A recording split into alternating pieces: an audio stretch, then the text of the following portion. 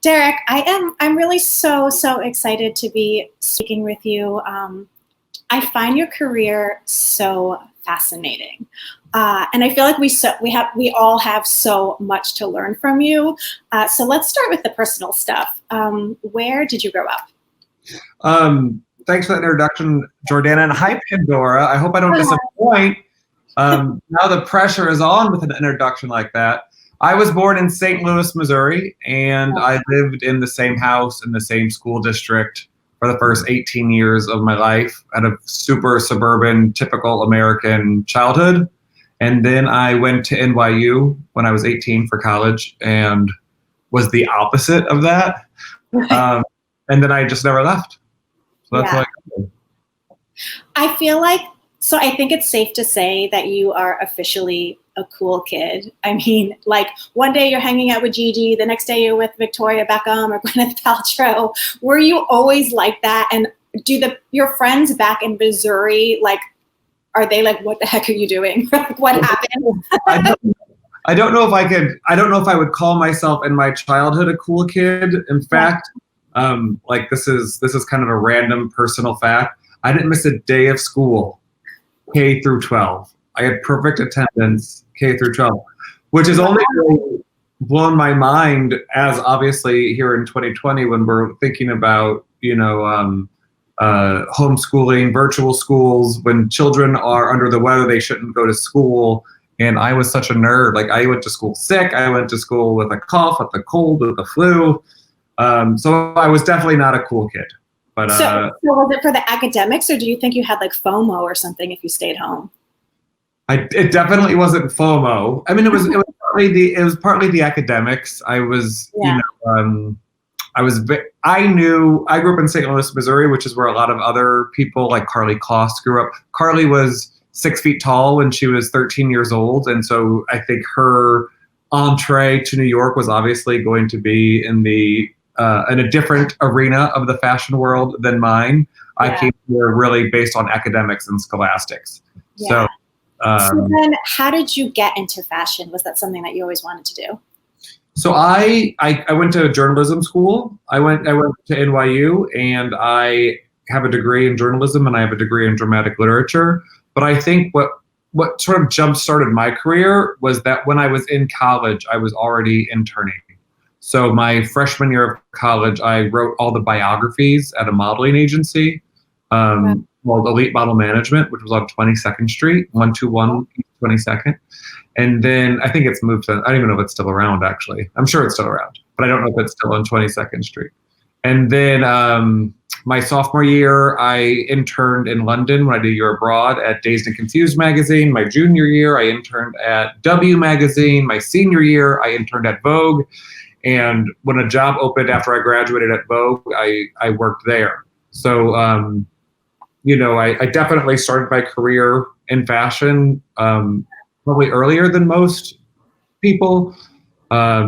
But I think a lot of it had to do with going to school in New York and taking advantage of my proximity to this industry from an early age. Yeah, and of course, I'm sure coming out, you just had like the head start from everybody else. Like, and actually, yeah. So I mean, we don't need to get too into the weeds on all of this, or else we won't get past my first year of college. So my first job out of college, I got this amazing opportunity to work at Vogue, and I was really the terrible assistant. I was like the worst assistant ever. And it's not an easy job. And I was fired. So like I had this great job, and then I was fired, and then I went freelance.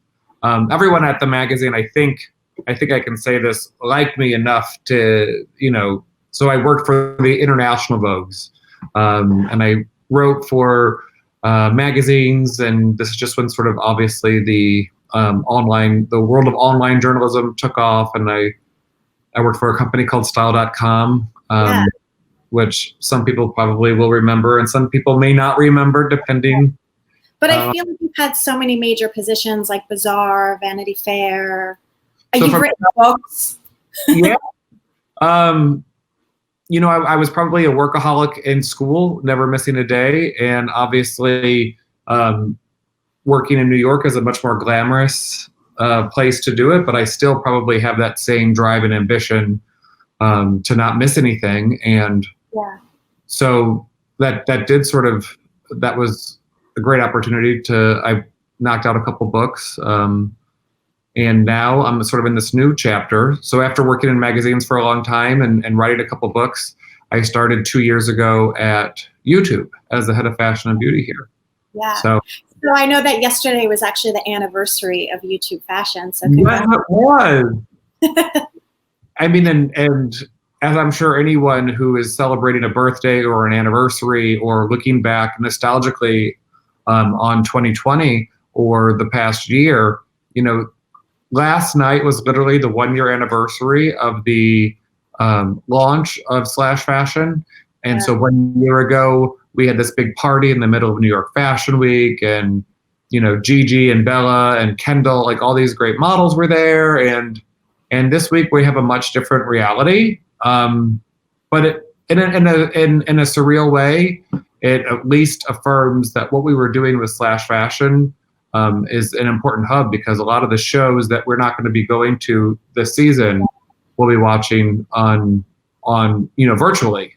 Yeah. And we'll watch them on YouTube as well as other social platforms. Yeah. But definitely, I think youtube.com/fashion is going to be the ultimate place to catch them. Of course it is. For the next 4 weeks. I definitely want to get to Fashion Week because, of course, that's such a big thing right now. But going back to the YouTube, what appealed to you about the job at first? I mean, to speak super candidly with you, when I was first approached by Google to do the job, I was like super hesitant. You know, I was like, oh, I've been working in magazines for so long. You know, this is really the career path I thought I would be forging for myself. And then what I sort of realized is that everything I loved about working in magazines and what I loved about working online and what I loved about social media is really telling stories of working with models and photographers and makeup artists, hairstylists, and really there's other parts of my job that aren't doing this, but a big part of my job at YouTube is telling those stories and working with photographers and hairstylists and makeup artists and models and you know, collaborating with them in a way that wasn't so dissimilar to magazines.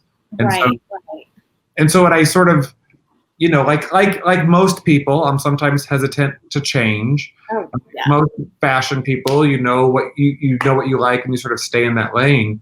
But once I sort of, you know, I had some friends who helped me take a step back and look at this incredible opportunity. Also, there hadn't been a fashion and beauty vertical on YouTube, so there's this incredible new space for us to explore, and I have no problem saying I've loved what I've done for the past 2 years with these guys. It's been awesome. There's a great team, and of course, you know, YouTube is a Google company, and so you have access to some of the smartest and brightest minds in the tech space, AR, VR, you know, search. You have access to all these data points, so it's been a real exciting opportunity and a huge education. Yeah, it's so fascinating because I feel like, especially with like fashion designers, they were really hesitant. There was the exclusivity that went along with being in fashion. And I feel like they were apprehensive about social media. And now it's just like, it's so funny. It's all out there, you know? I mean, you probably remember this when Tom Ford launched his first. So Tom Ford, of course, was the creative director at Gucci, and then he launched his menswear line, and then he launched a women's wear line. And he forbade camera phones, anyone to bring a camera in, and he refused to allow in online outlets. And at the time, I think the idea was that fashion needed to be to keep it like crisp or delicate or elegant. It needed to stay in this little bitty box. Right. And now, you know, now Tom Ford uses some of the Instagram social media models that we've come to associate in the fashion space as much as girls. So I should have prepared myself for this, Pandora, and Tom his collection, but it must have been with that first women's wear collection was probably, you know, 6 or 7 years ago. So even in that short amount of time, you know, fashion has really, I would say, opened its eyes to the power of digital. Right. And like ironic that we're in this situation that we're in right now, you know? Yeah. What would you say has been maybe something that you're most proud of, or what has been like a win there for you? Well, like the obvious answer for me to say is that at YouTube, the biggest thing that we did was build, this vertical /fashion, which is now the world's largest style video content aggregate. So that's like a huge. That is something that I think will affect YouTube and the fashion industry in a major way. But there's also been like little like smaller things that we've done. We launched Naomi Campbell's YouTube channel, and she. Wait, how did you convince her to do that? Well, your charm. I guess charm. When you know Naomi, you realize what she wants to hear, and what she wants to hear about like social media and content creation is that she's the boss and she's in charge. So what's awesome about YouTube is that you're your own director, editor, producer. You decide when you want to upload. You have final cut. You have final approval. You can do your own titles, your own captions. So obviously, people have come to Naomi and offered her, documentary series or, TV shows and stuff. But I think what appealed to her about YouTube is that she's her own little media company. Yeah. And we did a lot of stuff together. So I guess maybe 2 Januaries ago, she closed this really important Valentino show that was all based on the glamour of basically a Black couture excellence. And it was like a very emotional video that, oftentimes fashion shows seem to be quick and superficial, and this was like a very powerful show that she did, and she documented all of her channel. And even in May, in the wake of the murder of George Floyd, she pivoted her YouTube channel to become a place for public figures in the social justice movement, including one of the founders of Black Lives Matter, Cleo Wade, who's this incredible Black poet, Beth Ann Hardison, who is the founder of the Black Model Initiative. So she. Yeah. It's been brilliant to work with her. So I've enjoyed working with her. Louis Vuitton built a whole YouTube vertical, LVTV, which has been, obviously I think Vuitton is having a huge moment, and they really pulled back their curtain and to explain their process and creative vision. In July, Dior did 3 different shows. They did a couture show at Mia Grazia. They had a menswear show by Kim Jones, and they had a resort show in Puglia, sort of the first fashion show to happen after COVID. And there was no audience, but they felt it was their duty to support the artisans in Italy. Anyway, I'm sorry, I'm rambling at this point, but there's a lot of exciting stuff I'm proud of. And then there've been a lot of collabs. A lot of collaborations, and so one of my biggest sort of objectives when I came to YouTube was help bridge this gap between the world of glamour and fashion and beauty and Fashion Week, and also then this bustling creative community on YouTube of creators. And so Liza Koshy came to a lot of these collaborations happened obviously at Fashion Week, so before COVID. So Liza Koshy came to the Dior show in March. Emma Chamberlain came to the Louis Vuitton show. We brought Bretman Rock to New York Fashion Week. There's this incredible creator called Ashley, aka Best Dressed, who did a 3-part diary on New York Fashion Week on her channel. So, sorry, the short answer to your question is yes, collaborations have been an incredible outlet to show the fashion world what creators can do, and also show creators the world of fashion. So that's been a great opportunity that we've worked on too. Yeah. And then, when you first got the job, like what was the thinking behind building it? Because it just seems like such a huge undertaking. Like, how did you even go about that? Well, I think the reason I wanted to build something like /fashion was was the idea that a lot of people in the fashion community were unaware of some of the incredible content that exists on YouTube. We really wanted it to be sort of a lighthouse for the quality of content that exists on YouTube and that people are creating for YouTube. And to answer your question, how it was built, I have no problem telling you, by a bunch of people that know how to do that stuff who aren't, obviously Google has some of the best and smartest and brightest engineers in the world. And they're the sorts of people that when the new fashion guy comes and says, we need to build an online home for fashion and beauty on YouTube, they're like, okay, great. How can we do this? How does it look? And if you go on /fashion, you see there's shelves for fashion show collections, and there's, beauty, model live, stories of style, and all of that is populated algorithmically. So the engineers at YouTube were able to identify what quality fashion content looks like to make sure every time you go there, you see something that is hopefully interesting, intriguing, and inspiring. Yeah. All right, so now let's talk Fashion Week. So of course, everyone had to pivot to a digital fashion week. It's just such unprecedented times, and to respond to that, like we have the CFDA with Runway 360, IMG has their own platform. So what is YouTube doing? So we really got to flex the muscles that we've sort of built in the past year in July. So in July, YouTube collaborated with I'm not even going to try to say it. I know this is a very international audience today, and there's probably some people who can speak French watching, so I'm not even going to attempt to speak French. But the French Federation, the French Fashion Federation, we collaborated with them to build the first ever digital couture shows and digital French men's fashion week. And it was, again, Pandora, I wish I was more prepared. I'd give you all my numbers. I think our watch time doubled. 58 new designers who had never been on YouTube launched channels. The results were really incredible.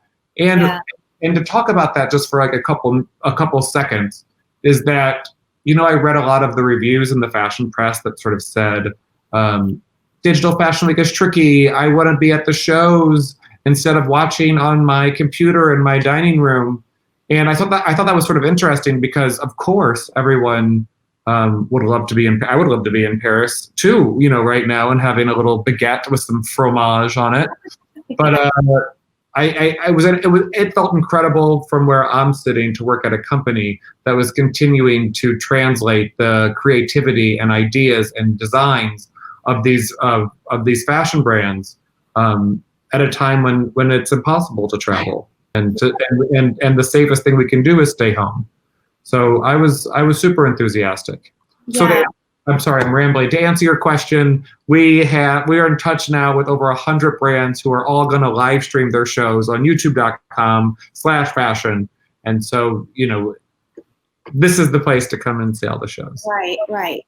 I know, I kind of feel like while it's not where we're all used to, that doesn't mean it's necessarily a bad thing. Like there's definitely a silver lining. I feel like there's definitely a lot of designers that are showing that maybe didn't have the opportunity to show before.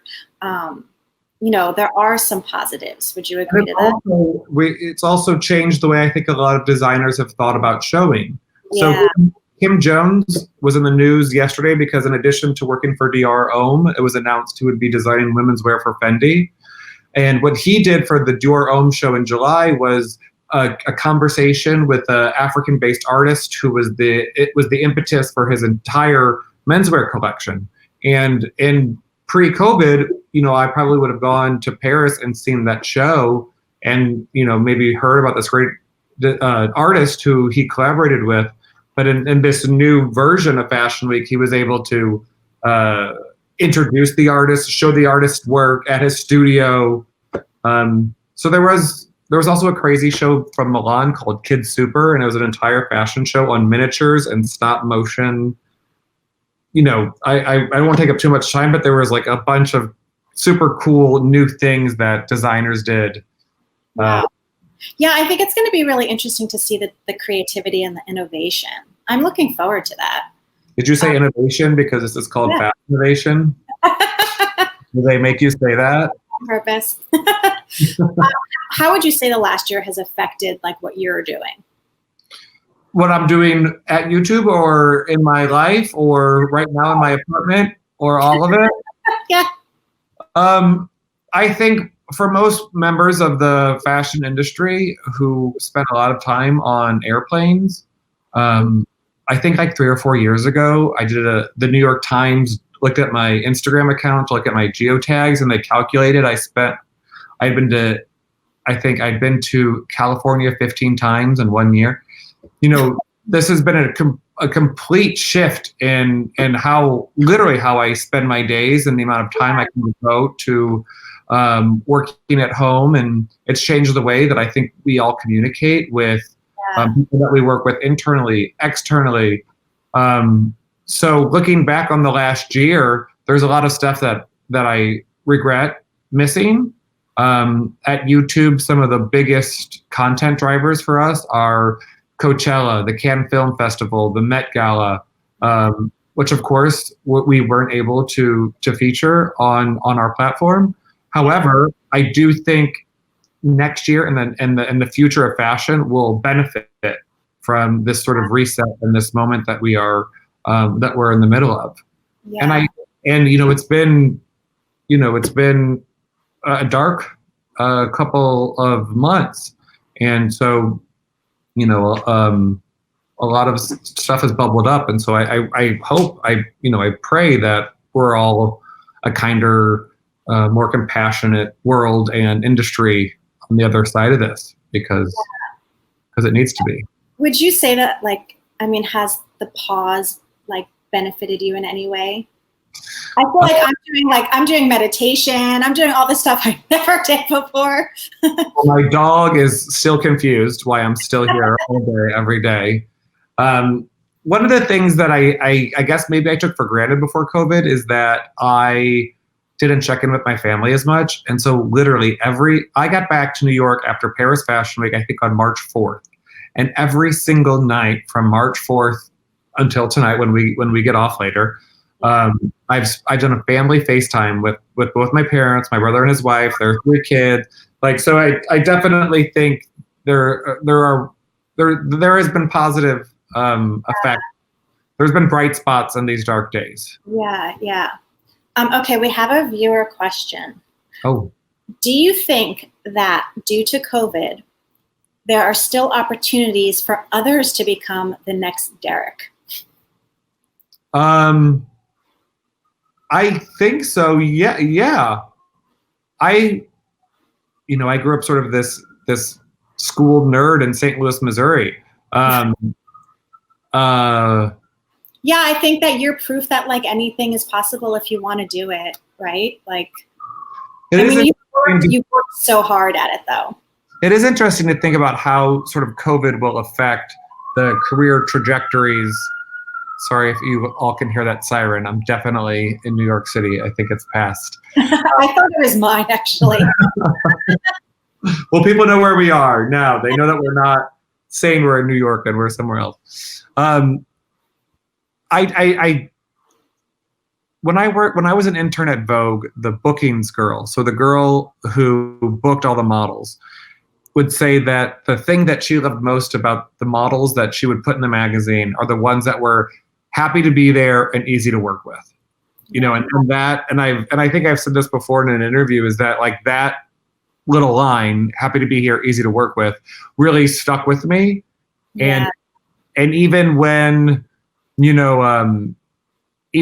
days are long or there's contract issues or model releases and all those forms and stuff that are frustrating to work with now, I still try and tell myself to be happy to be here and easy to work with. And I think that more than where you grew up or the pandemic or all that sort of stuff, I think that is what will affect that mentality will have a better effect on a career trajectory than anything else. Right, no matter what you do.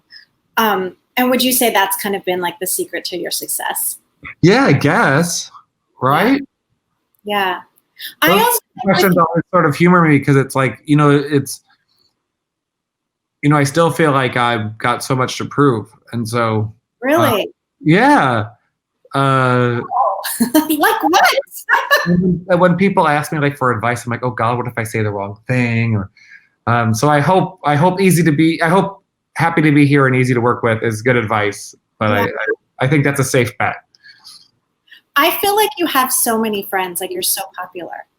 So I feel like that means that you're easy to be around, right? Yeah, and that might be just some good old fashioned Midwest morals, some Midwest charm. Right. Let's see if there's anything else. Okay, the rest of the question was tips for those of us who want to come into the space. I think right now, like when I don't work and, I'm not a designer, but what we're seeing happen in the design community is pretty stark. It's that, a lot of things are digital focused. A lot of things are, if I were to give advice to the younger version of myself, it would be to make sure that you have basic tech knowledge, some, computer skills. You're aware of how all that stuff works. Most new fashion companies are not going to be reliant on brick and mortar retail. Most new fashion publications are not going to rely on newsstand sales. Right. So my biggest tip for a new generation of fashion folks is make sure you understand the digital landscape.